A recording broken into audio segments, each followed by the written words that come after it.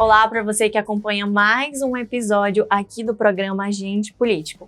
Eu me chamo Catarine Dias e ao meu lado está o vereador Coronel Rosses. Coronel, seja muito bem-vindo a mais um episódio aqui do nosso programa. Eu que agradeço, Catarine, primeira vez aqui no Diário da Capital.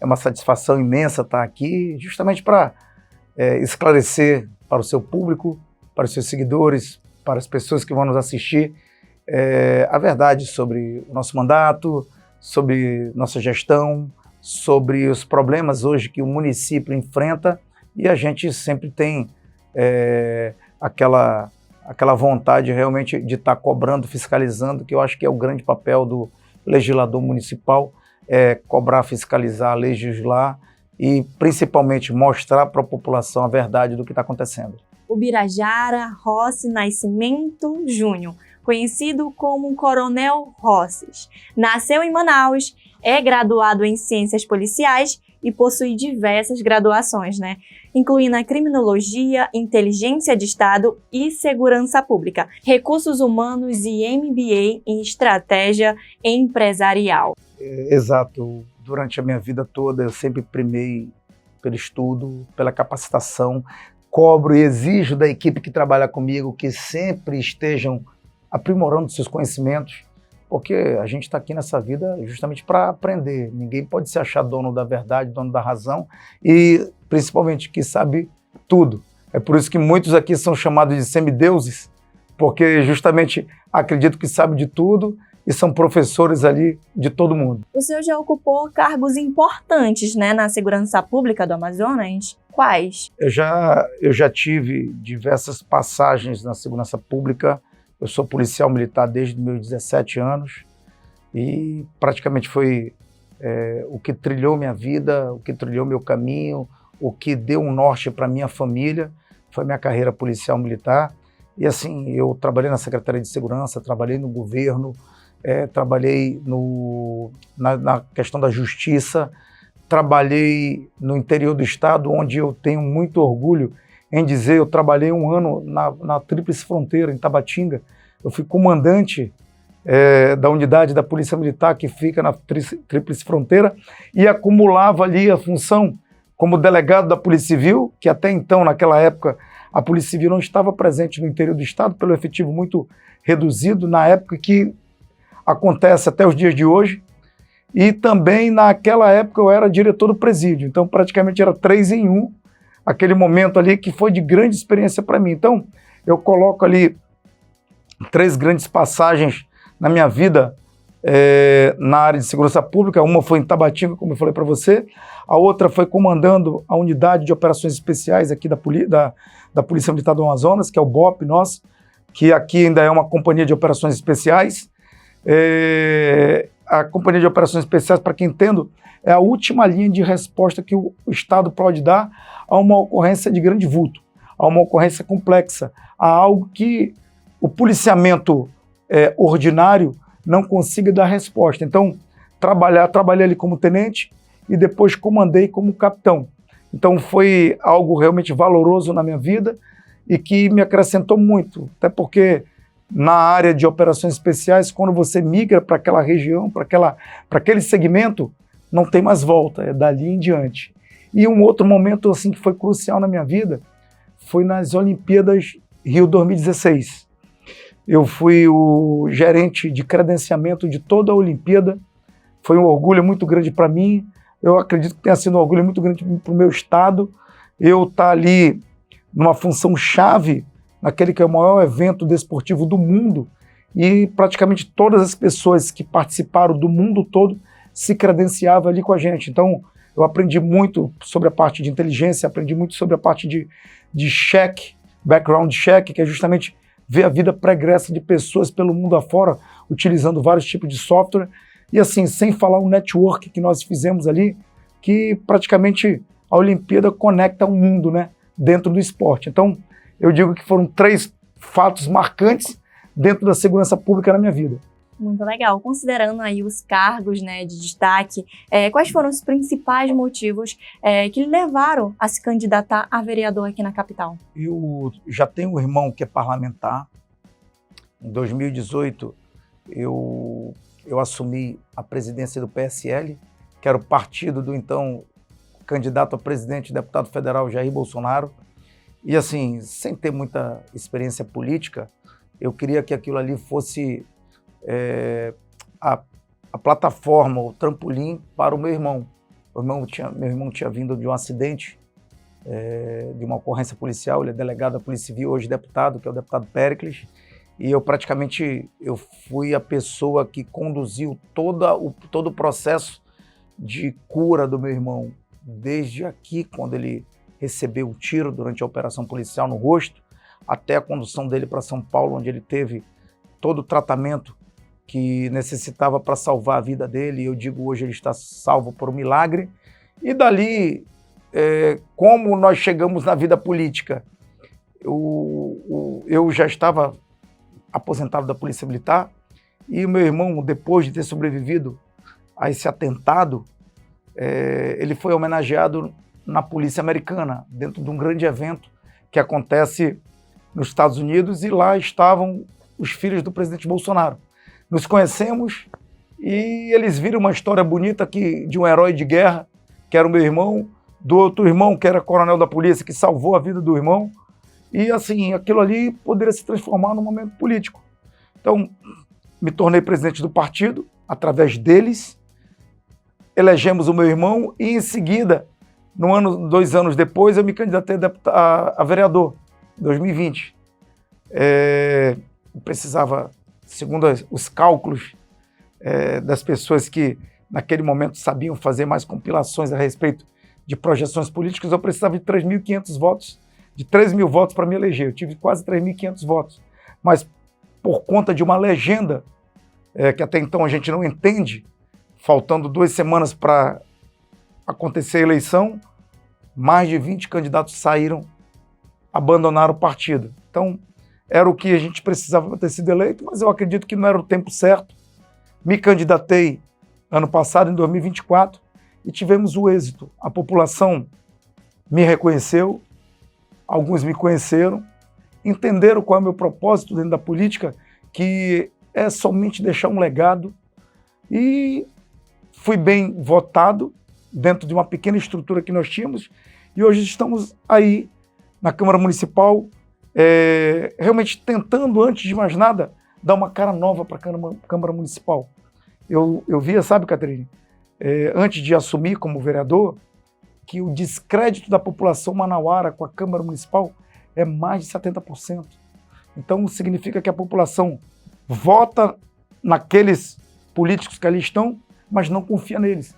Então, de certa forma, eu já com a experiência estratégica que eu tenho, mas, é claro, dentro de uma estratégia militar e policial, tento trazer algumas expertises para que a gente mude o cenário político da Câmara Municipal, a gente possa trazer coisas novas, coisas modernas, coisas que acontecem em outras capitais, não só do Brasil, mas do mundo, para que realmente impacte positivamente na população de Manaus. Então, acho que tudo isso me trouxe para o meio político como um desafio. Eu digo assim, dentro da esfera policial, todos os desafios que eu tive lá, eu venci. Todos. Quer seja no meu aprimoramento, na minha capacitação em curso, quer seja em ocorrências policiais, quer seja em organizar eventos de grande vulto. Tudo isso eu, graças a Deus, tive a felicidade de completar com êxito. E eu sempre quero mais desafios, eu sempre quero mais oportunidades de mostrar que com pouco, mas com boa vontade, você consegue alcançar objetivos que muitos que têm muito não conseguem.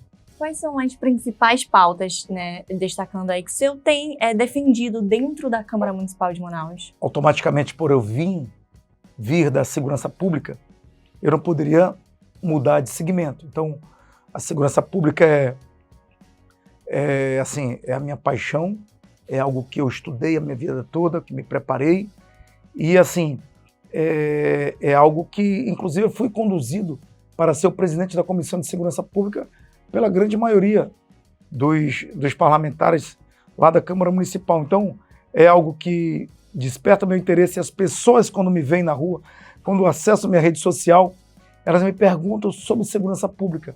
embora, pelo fato da gente ter sido vítima do descaso do poder público em relação à gestão de saúde, o meu irmão teve que ir em busca de um tratamento fora de Manaus para poder salvar a sua vida. Hoje, a saúde é algo que realmente tem no meu coração como algo que eu posso, e eu sei que eu tenho como ajudar, e diariamente eu ajudo, dentro do que eu posso, várias pessoas que precisam de um tratamento, precisam de uma consulta, precisam de uma medicação, precisam de uma cirurgia. Então eu acho que é minha maneira de recompensar aquilo que aconteceu para salvar a vida do meu irmão. Então a saúde hoje, assim, eu digo que anda lado a lado com a segurança pública dentro daquilo que eu preciso construir dentro da minha gestão de vereador da cidade de Manaus. Como que o senhor avalia a saúde hoje no estado do Amazonas? Péssima. Péssima. Não precisa a gente ir longe, isso aí num hospital desse, a gente percebe o descaso que é, o rombo que tem na saúde do estado do Amazonas. Está aí diversas denúncias, diversas pautas levantadas por pessoas que tentam fazer uma delação premiada. E assim, é claro, isso não vem somente dessa gestão, isso já vem de outras gestões, isso já tem coisa de 15 anos para cá, mas a gente percebeu que nesses últimos 6, 7 anos, realmente a saúde do estado do Amazonas está cada vez mais precária, e inventam maneiras de mudar essa gestão, trazendo softwares, trazendo tecnologia de outros estados para cá, mas o que a gente quer é realmente que a ponta da linha funcionando, que o atendimento digno à pessoa que precisa ali de uma medicação, de uma consulta, de uma cirurgia. Isso não acontece e precisa ter viabilizações políticas para que isso aconteça com aqueles que têm realmente uma ligação política com algum parlamentar ou com alguém que esteja ligado ao governo. Então, isso para mim me choca bastante quando eu recebo diariamente denúncias de descasos da saúde nos hospitais públicos aqui do estado. Você acredita que falta transparência por parte do governo do estado em relação à saúde aqui em Manaus? Essa transparência, ela vem junto com uma gestão de qualidade. Porque outro dia mesmo eu estava conversando com o auditor fiscal aqui da Secretaria de Fazenda. Nós estamos arrecadando mais do que arrecadávamos há 10 anos atrás, há 5 anos atrás. Então, o que eu vejo que não é um problema só na saúde, é praticamente todos os segmentos aqui do governo do estado. O que nós não temos é gestão. Recurso tem para sobrar, mas nós não temos uma gestão transparente, honesta, condizente com a realidade do estado. Isso aqui era para ser um estado muito rico, moderno, realmente que pudesse dar uma qualidade de vida e um bem-estar para a população de Manaus. Eu sempre viajo para o interior, Caterina. E eu morei no interior, como eu já falei para você. E eu sou filho do interior. Então, eu vejo municípios que continuam a mesma coisa que eram há 30, 35, 40 anos atrás. Não mudou praticamente nada. O que muda é isso aqui, ó, que hoje tem uma rede social, tem uma internet, tem um telefone que pode receber informações do que está acontecendo de verdade aqui na capital e que emana para o interior e que muitas vezes a população não sabia e hoje já sabe. Então eu vejo isso aqui como uma grande ferramenta de mudança de paradigma em relação ao interior do estado do Amazonas, porque eu digo a você, se aqui na capital já estamos em uma situação bem precária, você não faz ideia de como está o interior, que eu viajo também sempre que posso. Eu sou entusiasta do interior do estado do Amazonas, gosto, viajo, tenho muitos amigos no interior e sempre que eu posso eu estou lá, justamente com aquele olho clínico para saber aonde mais dói na população do interior. E eu digo a você que saúde e segurança pública realmente são calcanhar de Aquiles hoje do governo do estado e eu não vejo nenhum tipo de mudança condizente para justamente tentar melhorar, evoluir um pouco essas duas pastas. Existem muitos projetos de leis, ações que são protocolados na Câmara Municipal de Manaus, né? E um deles foi o projeto de lei Não é Não, que cria o selo de Mulheres Seguras para prevenir o assédio e violência contra a mulher em estabelecimentos e eventos, né, que ocorrem aqui na capital. Esse projeto de lei ainda não foi sancionado na casa, né? Já existe algum tipo de previsão de fiscalização para garantir que esses estabelecimentos cumpram, né, essas medidas propostas? Infelizmente, ainda não. A gente tem muita dificuldade em ter um projeto de lei nosso aprovado lá na CCJ. Esse é um projeto que nós tivemos, inclusive, alguns vereadores que pediram para participar também, através do subestabelecimento, mas a gente tem muita dificuldade em ter realmente o empenho deles quando uma proposta vem de um vereador de oposição.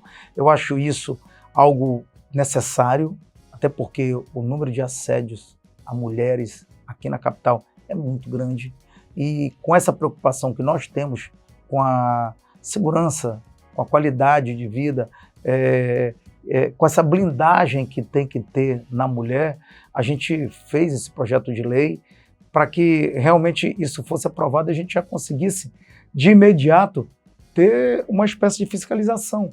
Então, assim como esse projeto de lei, nós tivemos outros ali que criou-se até uma certa expectativa na população, e a gente não teve realmente o desfecho necessário, que era a aprovação, o sancionamento por parte da CCJ, por parte da maioria da Câmara Municipal.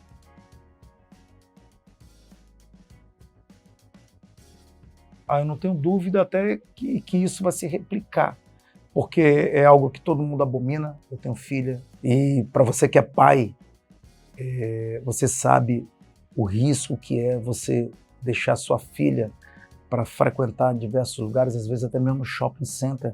As pessoas, as mulheres, as crianças, as adolescentes sofrem assédio. Então, tudo isso a gente gostaria realmente que fosse aprovado de imediato, para que a gente pudesse já desencadear, no segundo momento, as maneiras de fiscalizar, de que forma nós iríamos fiscalizar e de que forma até a gente iria chamar atenção para as pessoas que fossem vítimas, criando um canal de ligação direto com a segurança pública, para que pudessem ser atendidas no momento que fossem admoestadas. A gente considera a relevância, né, desse projeto, principalmente aqui na capital amazonense, tanto falando de transporte público, entre outros lugares. O senhor acredita que há uma resistência por parte da base em aprovar esse projeto? Então, como eu estava dizendo, quando é um projeto de um parlamentar de oposição, eu não quero ser leviano aqui com a CCJ, mas a gente vê sempre uma morosidade, tá? A gente vê sempre uma lerdeza, e acaba sendo os projetos do prefeito, da prefeitura, tendo aquela preferência, sendo votados em caráter emergencial. Então, muitas vezes a gente percebe ali o que poderia ser algo inovador para a população.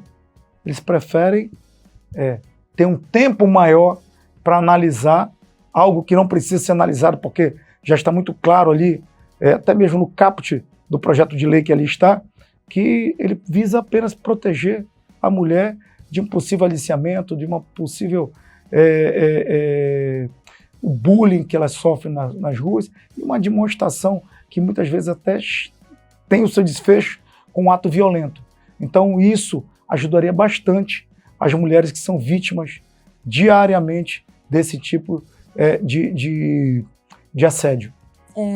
Na sua visão, de que forma será feito o processo de análise e implementação dessa política nos estabelecimentos aqui da cidade? A nossa ideia seria trabalhar junto com a Guarda Municipal para que a gente pegasse os pontos de concentração, principalmente nos finais de semana, onde as mulheres estejam ali mais em grupos, mais isoladas, e a gente começasse por ali, colocar cartazes, colocar informativos, como eu já falei, algum dispositivo para que elas pudessem fazer uma denúncia, uma central que poderia até mesmo estar ligada ao Centro de Comando e Controle da Prefeitura no primeiro momento, e no segundo momento ao Centro Integrado de Comando e Controle do Governo do Estado, para que a gente tivesse assim, um cuidado maior com esse tipo de ocorrência. Então, isso são conjecturas por enquanto, mas a gente espera que muito em breve isso volte à pauta e realmente a Câmara Municipal possa dar destino a esse projeto, que eu tenho certeza que vai ser brilhante para prevenir esse assédio que as mulheres vivem. Em um vídeo publicado em suas redes sociais sobre a CPI do asfalto, você destacou que foram repassados mais de 180 milhões para a Prefeitura de Manaus, com o objetivo de recuperar ruas dos bairros da capital, né? Diante dessa situação, você ressaltou que a população acaba pagando pelo descaso do poder público. Exato. Esses 181 milhões foi só do governo do estado repassando para a prefeitura. O valor que a prefeitura tinha para asfaltar a cidade de Manaus ultrapassa 1 bilhão, mais ou menos 1,5 bilhão que ela teve esses últimos anos para asfaltar, manutenir, manter as ruas e a infraestrutura da cidade de Manaus. E a gente percebeu que isso não aconteceu. E tanto eu quanto um outro vereador, o Rodrigo Guedes, nós fizemos proposituras, um pedido de CPI dentro da Câmara Municipal. E como sempre tivemos nega. Dos 14 votos que nós precisamos, ainda precisamos, nós só tivemos 11.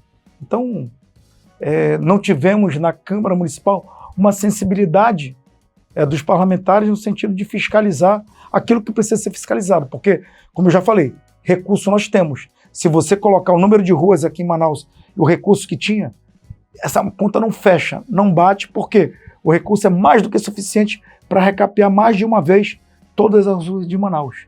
Então, o que é que nós fizemos? Eu disse lá na Câmara Municipal, dei diversas entrevistas que nós teríamos um plano B. E o plano B seria o quê? Esses 181 milhões desse montante de 1,5 bilhão, que foi repassado do governo do estado, que pode muito bem ser fiscalizado pela Assembleia Legislativa.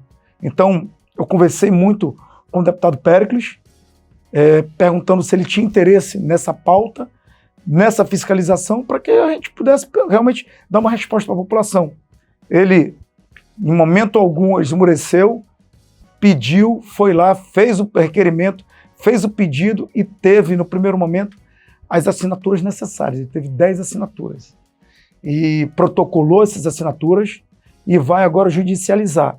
Tivemos alguns deputados que retiraram as suas assinaturas, outros tentaram colocar ali, mas já está protocolado, e a gente acredita que, com o parecer da Procuradoria, porque hoje está na Procuradoria da Assembleia Legislativa esse pedido, com esse parecer, a gente possa ter uma solução.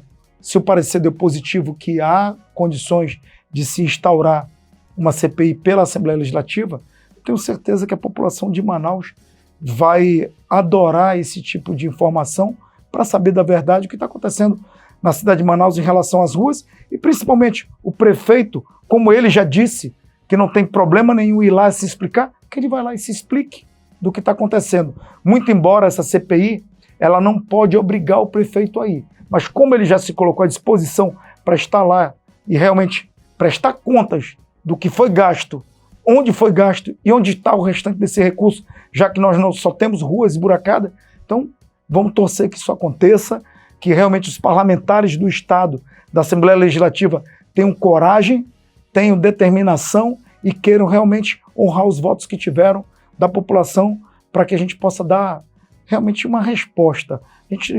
Eu não aguento ver pessoas que nem daquele caso da Giovana e da Maria Carolina que faleceram por causa de um buraco. Caterine, não tem dúvida nenhuma, porque eu vi o laudo. Foi por causa de um buraco que eles morreram. Ou seja, ali no mínimo houve um crime culposo por parte da prefeitura, por parte da CEINFRA, por parte do vice-prefeito, que é o secretário. Isso aí eu não tenho dúvida nenhuma, quiçá que seja doloso, porque tivemos protocolos ali já mostrados de parlamentares que pediram para que aquele buraco fosse tapado na Djalma Batista. Djalma Batista é a principal rua aqui da cidade de Manaus. E nós pedimos, eles não fizeram isso, e olha o que aconteceu. Então, é até triste de ver. Ontem mesmo eu estava assistindo a entrevista de um colega vereador, em que fez uma crítica, não citou meu nome, mas eu vi que foi uma crítica a mim, que eu queria me aproveitar. Eu queria me aproveitar daquela dor, daquela família, para fazer politicagem, longe de mim. Eu estava ali mais como policial do que como parlamentar, vendo ali, sofrendo junto com eles, vendo aquela família que foi destruída, assim como muitas famílias que foram destruídas, e ninguém faz nada. e ninguém percebe nada, e a justificativa da base do prefeito é o quê? Dizer que nós estamos fazendo politicagem. Eu acho que falta mais sentimento de humanidade, principalmente esses parlamentares que se dizem evangélicos, que se dizem tementes a Deus. Então, eu não acredito que assim, essas pessoas devam dormir com a cabeça tranquila ali, à noite, vendo que todo dia tem pessoas morrendo nesses buracos, famílias sendo destruídas, enquanto a família deles está ali intocada, porque eles têm uma blindagem, eles têm seus motoristas, eles têm suas proteções, eles têm os benefícios que a prefeitura dá. Então, eu digo aqui, em momento algum, eu tentei com aquela família fazer qualquer tipo de ato político. Ali foi um ato humano, meu e do deputado Péricles, do presidente da Assembleia, de recebê-los para que aquela família pudesse ali expor a dor que estavam e estão sentindo e vão sentir para o resto da vida. Tendo em vista que o papel do parlamentar é fiscalizar, né? Como que você avalia o possível receio de outros parlamentares assinarem o inquérito da CPI? Isso aí, assim, não tem uma outra justificativa que não seja a subserviência à prefeitura. Fazem parte de tudo isso que a prefeitura construiu, desse alicerce para blindar os atos corruptos que o prefeito pratica diariamente e que nós já provamos. Só até um mês atrás, eu vi ali, esse ano de 2025, existiram 69 dispensas de licitação da prefeitura, em situações mais banais, até contratação de veículos para as secretarias. Uma licitação de 23 milhões de reais e que foi feita uma dispensa de licitação. Para quê? Então, esses parlamentares, infelizmente, eles estão ali de olhos vendados, de ouvidos tapados ali, que eles não podem ouvir, não podem enxergar e principalmente não podem falar nada, porque estão ali arraigados nessa lama de sujeira da prefeitura e a gente que é oposição está aqui para fazer o nosso papel, somos atacados de uma maneira realmente fútil, vil por eles, quando a gente só quer mostrar a realidade dos fatos para a população. Então isso dói, mas ao mesmo tempo me enche de orgulho, porque quando eu estou na rua, a população me aplaude, a população me fortalece, a população me incentiva a continuar nessa luta. E eu tenho certeza que eles não têm isso aí. Eles não têm esse privilégio de andar nas ruas, a população reconhecer pela sua coragem, pelo seu senso de justiça e principalmente, mais uma vez eu digo, pelo seu senso de humanidade, que muitos parlamentares não têm por serem altamente subservientes ao prefeito de Manaus. Então, o senhor acredita que há uma resistência por parte da base em fiscalizar determinadas ações da prefeitura? Totalmente. Tudo quanto é requerimento que nós da oposição propomos na Câmara Municipal, que diz respeito à fiscalização de qualquer ato do prefeito, é barrado.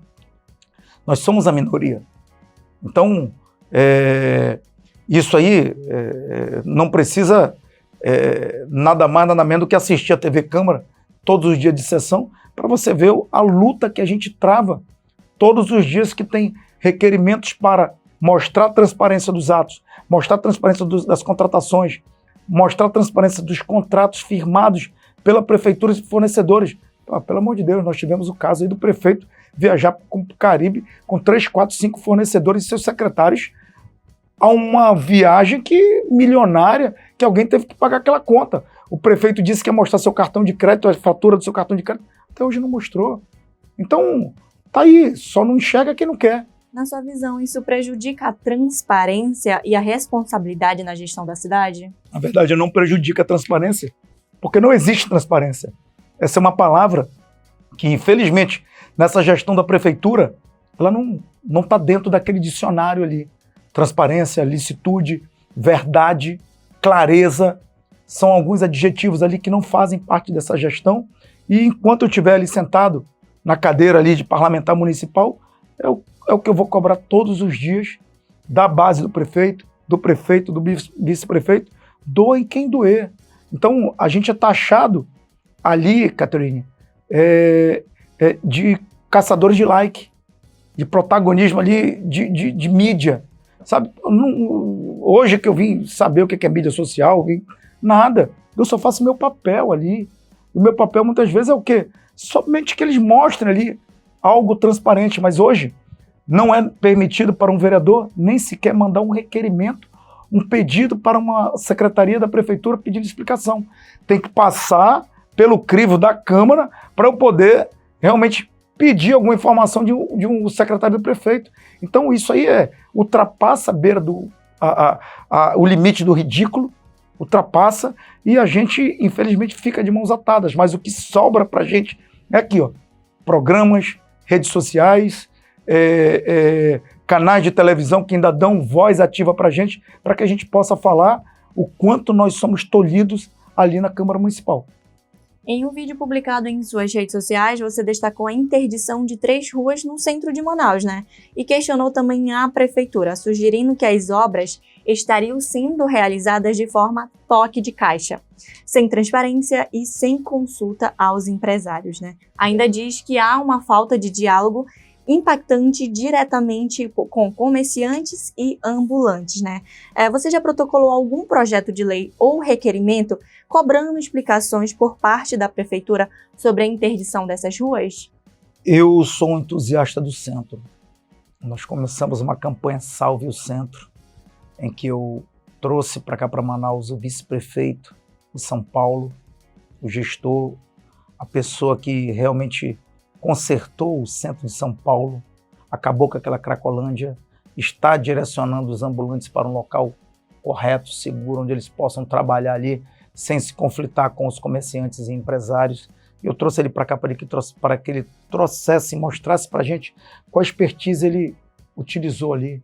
Infelizmente, o prefeito nada, absolutamente nada, quis aproveitar, nem sequer recebeu aquela autoridade política que estava aqui, que era de praxe, diplomaticamente, recebê-lo, né? Existem os protocolos oficiais, o vice-prefeito da capital de São Paulo estava aqui, por que não recebê-lo? Então, o governador o recebeu na sua própria casa. Mas o que a gente percebe é que a prefeitura faz as coisas à revelia de uma boa conversa, à revelia de um diálogo. E eu fui procurado recentemente pela Associação Comercial da Amazônia para participar de uma audiência lá dentro da sede deles, é uma entidade privada, justamente para que pudéssemos discutir sobre isso, porque a prefeitura estaria abrindo 3 ruas, Doutor Moreira, Marcílio Dias e Guilherme Moreira, que já são ruas que há mais de 40 anos estão paradas para o tráfico, interceptadas para o tráfico de veículos, somente de pedestres. E chamou muito a atenção, porque nada passou pela Câmara Municipal, nada foi passado pela Associação dos Comerciantes do Centro, para que eles pudessem discutir. Ali é a casa deles, eles que sabem o que serve e o que não serve. E eu vi ali que a obra não tinha um valor especificado, mostrado ali, não foi feito nenhum tipo de isolamento ali com tapume, seja o que fosse, ali para que realmente fosse mostrado o custo dessa obra e o tempo de obra daquilo, porque daqui a pouco nós estamos no final de ano. Vocês imaginam como é que vai ficar os comerciantes do centro? Porque tendo aquela obra ali, impede a circulação de pessoas. E a partir de outubro, novembro, a circulação de pessoas no centro já começa a aumentar através do aquecimento das compras de final do ano. Então, isso me preocupou e eu fui procurado por esses empresários, discutimos ali, alguns estavam até a favor que realmente as ruas fossem liberadas, mas que houvesse uma discussão, e não houve discussão nenhuma. Tá? Então, vale ressaltar que, com aquela mudança, os únicos que eu vi que seriam prejudicados diretamente ali seriam os ambulantes, os camelôs, os quais, mais uma vez, foram jogados ao acaso pela prefeitura, e a prefeitura não pensou em nada onde acomodá-los, dar uma qualidade de trabalho melhor para eles do que aquelas que eles vivem ali. Na sua avaliação, como que essas decisões refletem na gestão da cidade e no planejamento urbano? Cobrança, exposição na mídia. Então, hoje, uma publicação minha, de outros vereadores, ela surte um efeito, porque a população está vendo.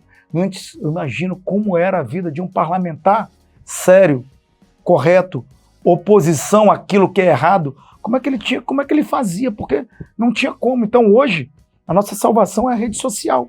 Porque lá no plenário, o máximo que a gente consegue realmente é fazer um discurso para tentar sensibilizar as pessoas e que a população olhe e realmente publique e ajude a gente a cobrar através dessa ferramenta midiática que a gente tem, que hoje são as redes sociais. Porque protocolando documento para que a prefeitura mostre a transparência dos seus atos, isso nunca vai acontecer. No dia 7 de agosto, ocorreu ali um confronto entre agentes da Guarda Municipal e ambulantes no centro de Manaus, né? A ação ela foi bastante criticada pela forma de como ela foi conduzida, envolvendo o uso de spray de pimenta, armamento pesado e espingardas calibre 12 contra, né, os vendedores ali. Além disso, algumas pessoas e agentes acabaram saindo feridas, né? Houve alguma investigação ou inquérito para esclarecer a condução da ação da Guarda Municipal?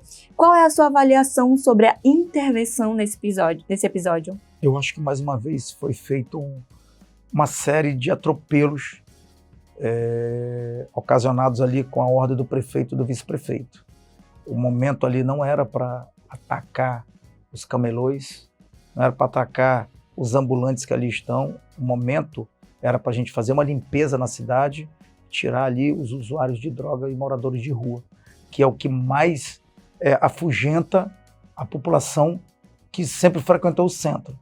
Mas assim, o prefeito mais uma vez agiu de uma maneira abrupta, uma maneira realmente escandalosa ali, que gerou um conflito. Eram camelôs, pais de família, que estavam ali tão somente tentando seu sustento. Por que não conversar? Por que não alocá-los para um outro local, ao invés de reprimi-los, repreendê-los, prendê-los, apreender suas mercadorias? Então, eu estive lá com eles, me solidarizei, reuni com eles, vi o que tinha acontecido de fato. Eu vi ali a intervenção da prefeitura nos pontos de distribuição deles, nos depósitos, que entraram ali sem nenhum mandato, nenhum mandado. E ali entraram de qualquer forma, apreenderam as mercadorias, agrediram algumas pessoas. E assim, o que eu pude fazer naquele momento foi conduzi-los até a delegacia para que fosse registrado o legítimo boletim de ocorrência. Fizemos um pedido de esclarecimento também, um requerimento para o Ministério Público para que ele ajudasse nessa investigação. E assim, agora é esperar que a justiça seja feita e o prefeito se responsabilize pelos atos. Nós tivemos até, Caterine, um comerciante ali, um camelô, que teve o seu caixa ali, que ele tinha dentro do depósito dele, ele tinha um caixazinho ali que ele comprava o material dele para ele fazer os salgadinhos ali, que foi roubado, um valor em dinheiro, foi levado dali. Então, esse tipo de ação, ela tem que ser vista também dentro do ponto de vista social. Não dá só para reprimir, não dá só para repreender, não dá só para atacar. Você tem que entrar com um contexto social ali, com uma equipe de assistência social, para que realmente possa conversar, possa iniciar o processo de alocação desses camelôs em um local realmente onde eles possam trabalhar de uma maneira ordeira, sem ter qualquer tipo de conflito com os comerciantes dali do centro. Então, o senhor acredita que existe alguma forma mais segura de realocá-los e de uma maneira mais adequada também para galerias e outros pontos? Nós temos vários casarões abandonados no centro, vários que poderiam ser usados para isso. A população irá lá, perto do porto, no centro mesmo de Manaus, nós temos prédios ali. E por que não fazer isso de uma maneira ordeira? É claro, tem pessoas ali que realmente talvez não devam estar dentro daquele contexto. Tem traficante, tem ladrões, tem bandidos, tem pessoas ali, e isso você tem como fazer um levantamento prévio e saber separar o joio do trigo. Basta utilizar a inteligência. E isso não foi utilizado pelo prefeito, não foi utilizado pelo vice-prefeito. Da maneira que nós íamos conduzir aquilo ali, eu me coloquei à disposição para ser um interlocutor entre a prefeitura e o Estado, dentro de um projeto que nós criamos através de São Paulo. O prefeito simplesmente rasgou o projeto e fez da maneira dele, está lá. Temos um monte de camelôs que foram violentados, que foram espancados, que tiveram seus materiais apreendidos, e hoje os pais de família vão fazer o quê? Para sustentar suas famílias. Então, nós vamos continuar cobrando, exigindo do prefeito que ele dê um tratamento adequado para essa população de camelôs que realmente está sendo jogada. Todas as vezes que tem uma operação no centro, se você perceber, ela começa pelos camelôs, começa pelos ambulantes. Nunca é com os usuários de droga, nunca é com morador de rua, é sempre com camelô. Pode ser uma atividade clandestina, mas não é o ponto nevrálgico ali do centro. Ponto nevrálgico onde realmente nós temos ali os nossos turistas que vêm de fora sendo roubados, sendo assaltados, não são eles. São realmente os usuários de droga, são os bandidos, são os ladrões que estão ali no centro e todo mundo sabe quem é. Todo mundo sabe quem são. Já foram presos várias e várias vezes e daqui a pouco estão soltos. Porque a prefeitura não faz um trabalho social em cima dessas pessoas, de expurgá-las dali daquela área. Então, eu vejo que falta muito mais vontade do prefeito de ouvir quem entende de segurança pública, quem tem realmente boa vontade de fazer aquilo ali, do que está fazendo aquilo que ele prega na gente, que é uma politicagem barata que só está fazendo com que ele aumente cada vez mais o descrédito dele em relação à população. Já houve uma conversa com o prefeito sobre a possibilidade de novas ações para esse tipo de caso aqui em Manaus ou não? O prefeito não conversa com a gente, o vice-prefeito não conversa com a gente. Nunca chamaram, já fiz proposituras para que ele vá lá na Câmara, já me coloquei à disposição para levar os projetos, já fizemos tudo, mas o prefeito realmente ele não ouve aqueles que falam a verdade, aqueles que muitas vezes querem levar para ele uma crítica construtiva. Não é nada pessoal, não é nada pejorativo, é algo, toda vez que eu faço uma crítica, eu já tenho uma solução. Se eu não tiver uma solução, eu faço parte do problema.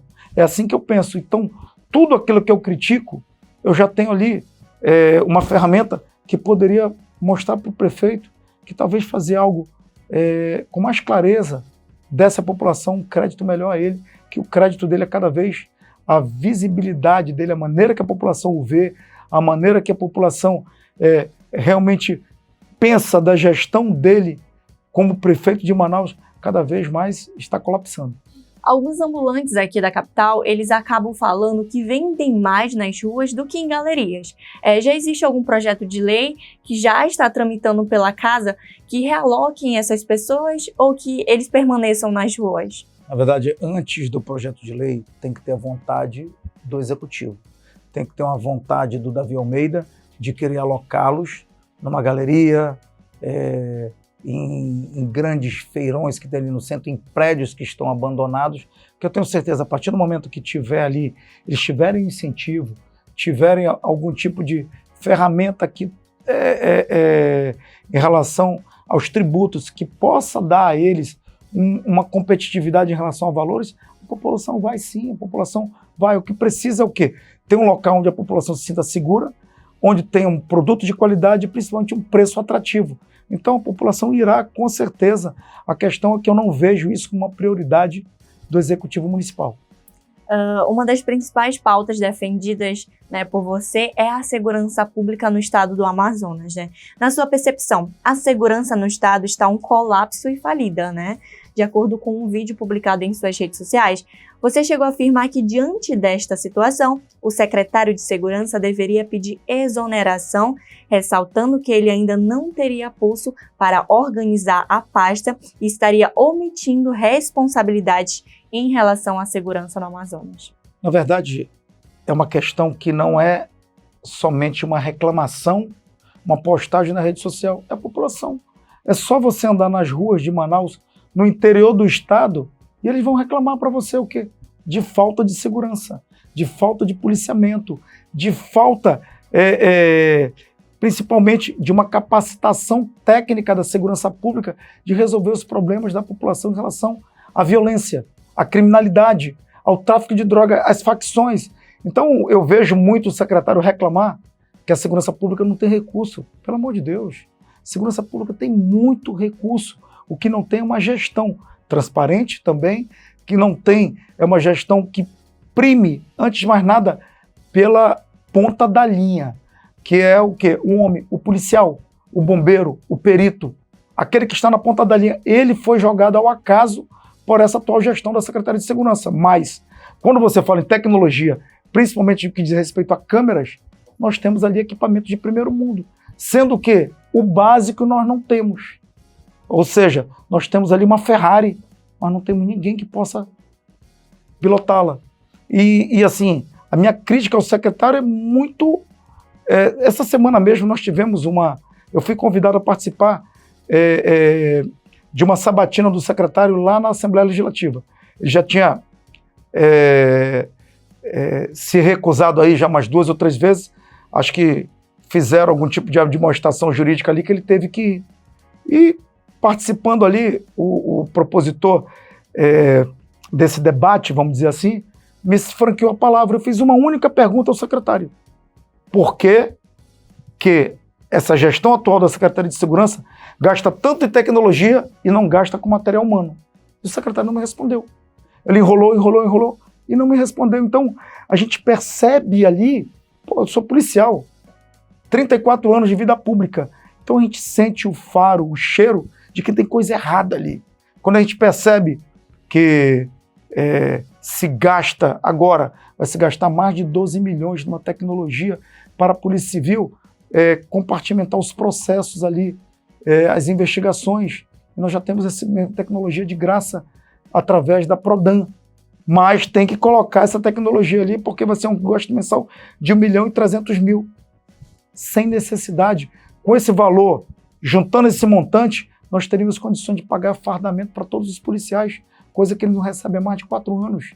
Então a gente percebe que a cada momento o secretário ele inventa novas narrativas, inventa novas interlocuções, inventa desculpas para não realmente estar ali na ponta da linha. Será que é porque a tropa não gosta dele? Eu acredito que sim. Então, enquanto ele puder encher de engodo ali, com tecnologia, com câmeras, com software, com equipamentos de espionagem vindos de Israel, ele vai colocar para que a população perceba que, pelas manifestações dele, né, nós temos uma polícia de primeiro mundo. E quando você vê na ponta da linha, o policial militar, principalmente, não tem uma farda condizente, é uma viatura caindo aos pedaços, e o cara está cheio de problema ali atrás, que não tem um suporte, não tem um aporte jurídico, psicológico da instituição para poder realmente deixar em condições de ir para a rua, trabalhar, trazendo segurança para a população do Amazonas. Você acredita que há falhas na coordenação e na fiscalização dessas ações? Em todo o processo, mas eu digo que a falha maior é na escolha de onde vão ser alocados os recursos para a segurança pública. O processo todo fica contaminado, mas começa na base. Quando eu escolho comprar câmera ao invés de uniforme moderno, porque o uniforme hoje é EPI. É EPI. A polícia ela tem que dar EPI. Entendeu? Então, quando eles não cumprem com o seu papel, que é fornecer isso para o policial militar, e joga o policial militar para trabalhar do jeito que está ali, quando não capacitam o policial militar. Hoje em dia, o policial militar que faz o curso de formação, para ser um soldado, para que seja oficial, ele tem que ter habilitação. Mas ele não tem um treinamento para pilotar aquela viatura do jeito que ela tem que ser pilotada, que não é igual você dirige o seu carro, que sai da sua casa, vai ao seu trabalho e volta.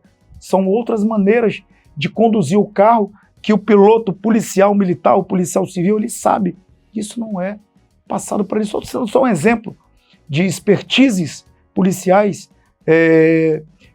capacitações, especializações que o policial deveria estar. Então, onde eu quero chegar? Não é investido no material humano, não é investido em tecnologia, mas o policial que tem que estar ali capacitado, preparado, pronto, com dinheiro, com seus salários em dias, com seus recursos ali pagos pelo Estado. É isso que não acontece. Então, hoje o secretário, ele é nada mais, nada menos do que uma marionete do governo. Ele já disse publicamente que hoje ele está do lado do governador, que o governador ele inspira, que o governador mudou o sistema de segurança pública do Estado do Amazonas. Realmente mudou para pior. E é isso que nós temos hoje. Mais de 270 aprovados da Polícia Civil no Amazonas que concluíram o curso de formação em 2023 ainda não foram nomeados. Como o senhor avalia essa situação? Trata-se de uma falha de gestão ou acredita que possa haver algum interesse político ou institucional atrasando a efetivação desses policiais civis? Eu acredito que sejam as duas coisas. Você não tem como inserir um cidadão dentro de uma instituição policial, treiná-lo, capacitá-lo, prepará-lo, ele ter contato com as técnicas de investigação, ele ter contato com o armamento, ele entender de todo o papel da segurança pública, entender das informações que tem a sua instituição, informações sigilosas, e daqui a pouco simplesmente desprezar esse cara no mercado de trabalho, na rua. Então isso aí é cômico. Seria como se não fosse trágico. Se eu contar essa história em qualquer lugar do Brasil, em qualquer lugar do mundo, ninguém vai acreditar que uma pessoa fez um processo de seleção, entrou no curso de formação, se capacitou, se formou e não foi admissionado dentro da sua instituição. Então, eu acredito que são falhas em diversos níveis, mas principalmente agora anunciaram que esse chamamento será ano que vem, março mais ou menos do ano que vem. O que é que vai ter ano que vem? Eleição. Então, é mais alguém aí querendo ganhar um crédito com essas pessoas, com esses aprovados, que realmente estão à mercê disso aí. Vocês imaginam? Essas pessoas gastaram dinheiro para se capacitarem. Essas pessoas investiram tempo, abriram mão da sua vida com uma expectativa porque foram aprovados no concurso. Então aí, ó, vai fazer 3 anos e eles até então estão jogados às traças porque o governo não tem a mínima consideração de chamá-los para incorporá-los na instituição policial civil. As eleições de 2026 estão se aproximando. Alguns parlamentares avaliam candidaturas a outros cargos. Outros pretendem permanecer em seus mandatos, levantando questionamentos sobre reeleição, mudança de legenda e estratégias políticas no cenário eleitoral. Você pretende disputar outro cargo nas eleições de 2026 ou pretende continuar cumprindo seu mandato de vereador aqui na capital? Eu estou no Partido Liberal. É o partido que hoje o presidente de honra é o nosso presidente Bolsonaro. E eu fiz questão de estar, alguns meses atrás, poucos meses, 2 meses atrás, eu estive com ele e me coloquei à disposição. Juntamente comigo estava o capitão Alberto Neto, nosso deputado federal, o deputado delegado Péricles. Nós 4 conversamos e ele fez uma análise política da situação, já prevendo o que está acontecendo nesse momento, e eu disse para ele que eu sou soldado. Onde ele me colocar ano que vem para disputar, eu irei disputar. Isso aí é fato. Se eu não tiver que fazer nada, não tiver que concorrer em nada, somente ajudar, apoiar, seja a nossa governadora, seja o nosso senador, seja quem for, eu irei fazer. Então, eu estou aqui como um time. Eu não jogo sozinho, eu jogo com um time. E esse time está dando certo, esse time está impactando. Hoje, quando nos reunimos, eu, o capitão Alberto Neto, o deputado Péricles, o Carpê, o capitão Carpê, o Salazar, pode ter certeza que a gente reúne e a população aplaude. A população quer ir lá, quer estar na gente, porque vê na gente pessoas realmente que podem fazer uma mudança. Então, hoje, eu não posso conjecturar algo que lá na frente pode ser desfeito. O que a gente vai fazer é o quê? Esperar o cenário político se organizar. Hoje, a situação a nível federal, o que está acontecendo hoje, as perseguições, a questão da anistia, a condenação do presidente Bolsonaro, isso tudo vai impactar no cenário político, não só aqui do Amazonas, mas em todos os estados. Então, hoje eu prefiro ser mais comedido em relação a 2026, mas lembrando que eu estou aqui para jogar onde me colocarem, e pode ter certeza, e onde eu for jogar, eu vou entrar para ganhar, eu vou entrar para fazer diferença, porque eu sei que a população de Manaus e do Amazonas confia em mim. Como que o senhor vê as suas articulações e ações hoje dentro do Partido Liberal? Como é que eles enxergam o seu mandato como vereador aqui na capital? Eu, sempre que posso, eu converso com o presidente do partido, é ele que responde pelo partido, não é mais ninguém. As decisões são dele, ele deixa bem claro isso pra gente, a gente não participa das decisões. Então, assim, hoje eu apoio muito mais o presidente Bolsonaro, o bolsonarismo, do que até mesmo a gestão do partido. A gestão do partido pertence ao presidente do partido, é ele que realmente dita as regras ali, e eu prefiro até não participar dessas decisões, até para não me comprometer. Mas, como eu disse, hoje, em relação à militância da direita, nós estamos ávidos a trabalhar. No dia 7 de setembro vamos fazer mais uma manifestação em prol da liberdade, em prol da anistia, contra todas essas perseguições, e eu acredito que esse é o meu papel nesse momento. Questão partidária, tem o presidente do partido, eu tenho certeza que ele vai saber conduzir e montar o time da melhor maneira para que realmente tenha êxito no ano de 2026. Vereador, eu queria agradecer, pela sua participação aqui no nosso programa Agente Político. Eu acredito que a população ela precisa de mais resposta, principalmente dos nossos parlamentares, deputados, afins. Então, esse é um espaço aqui também para que elas possam se pronunciar e questionar também, Eu que agradeço ao Diário da Capital por abrir esse espaço para a gente. Como você muito bem falou, a população cobra do parlamentar, do político. E eu digo assim, nós parlamentares municipais e vereadores, nós somos ali a ponta da linha da política. Então nós somos os parlamentares mais próximos da população. Tanto que hoje, se você perceber, a população cobra muito mais dos vereadores do que até mesmo dos outros parlamentares. Então isso enche a gente de responsabilidade, enche a gente de orgulho, porque a gente sabe que muitas decisões que a gente consiga tomar ali vai impactar diretamente na vida da população. Então, eu agradeço realmente essa oportunidade de estar aqui com vocês, essa oportunidade de estar esclarecendo um pouco do meu mandato. Peço à população que, se puderem, sigam a gente na rede social, @Coronel Rosses, com E e S no final, que eu tenho certeza todos os dias ali a gente está alimentando a nossa base de dados ali para levar para a população aquilo que ela quer ouvir, aquilo que ela quer ver de um parlamentar, que é que ele fale a verdade, é que ele fale o que está acontecendo por trás dos bastidores da política que não chega até ele. E isso é o meu papel como parlamentar, sempre estar mostrando para eles o que está acontecendo ali escondidinho debaixo do tapete. Muito obrigado pela oportunidade, eu me coloco à disposição para vir aqui outras vezes, porque eu adorei aqui o programa, adorei o ritmo que você conduz aqui a entrevista e tenho certeza que eu virei outras vezes assim que for convidado. E você não esquece de curtir, comentar e compartilhar mais um episódio aqui do nosso Agente Político. Não esquece também de se inscrever nas nossas redes sociais e no nosso YouTube, diariodacapital.com. Até o próximo!